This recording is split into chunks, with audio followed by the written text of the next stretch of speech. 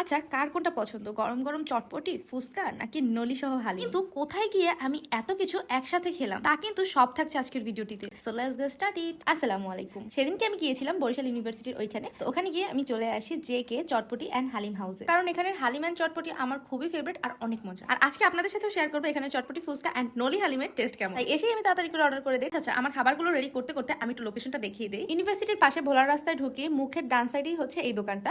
আমার চটপটি ফুচকা আর নলি হালিম সার্ভ করেও দিয়েছে, কিন্তু এখন কোনটা রেখে কোনটা আগে খাই তা নিয়ে কনফিউজ। যাক, আগে ফুচকা দিয়ে শুরু করি। ফুচকার সাইজ কিন্তু মোটামুটি ভালোই বড়, আর এটা ছিল ডিম ফুচকা, সাথে 2 ধরনের টক দিয়েছিল। ভিডিও এডিট করতে গিয়ে না আবার এই ফুচকা খাইতে ইচ্ছা করতেছে, কারণ ফুচকাটা অনেক অনেক মজা ছিল। আর ভাই, কেমনে মানুষ একটা ফুচকা একসাথে খায়? এনিওয়ে, এই ডিম ফুচকার প্রাইস ছিল 50 টাকা। এখন মাংসের চটপটিটা ট্রাই করছি, আর মাংসের চটপটিটা এনাম পরিমাণে কিন্তু মাংস দেওয়া ছিল। গরম গরম চটপটিতে এতগুলো মরিচ কুচি আর লেবুর রস দিয়ে খেতে অনেক অনেক মজা লাগছিল। আমি পার্সোনালি চটপটিতে অনেক বেশি মশলা পছন্দ করি না, আর এই চটপটিটাও ঠিক তেমন ছিল, একদম লাইট মশলা দেওয়া। আর এই মাংসের চটপটির প্রাইস ছিল 50 টাকা। এখন ট্রাই করব সেই নলি হালিম, যেটা আমার সব থেকে বেশি ফেভারিট। হালিমের কনসিস্টেন্সিটা কিন্তু বেশ ঠিক, আর খেতেও খুবই ফ্লেভারফুল, একদম ঘরোয়া টাইপের হালিম হয় না, সেই রকমের টেস্ট। এখানে কিন্তু নলি হালিমের নলিটা 3 সাইজের পাওয়া যায়, ছোট, মাঝারি এবং বড়। বাট আমি গিয়ে শুধু বিগ সাইজ নলি হালিমটাই পাই। এই বিগ সাইজ নলি সহ হালিমের প্রাইস ছিল 200 টাকা। নলির সাথে যে রক সহ মাংসগুলো কিন্তু অনেক সফট ছিল, আর অনেক মাংস ছিল এখানে। এই হালিমের সাথে নান রুটি হলে ব্যাপারটা আরো বেশি জমে যেত। যাক, আজকের মতো এখানেই বিদায়। আল্লাহ হাফেজ, আসসালামু আলাইকুম।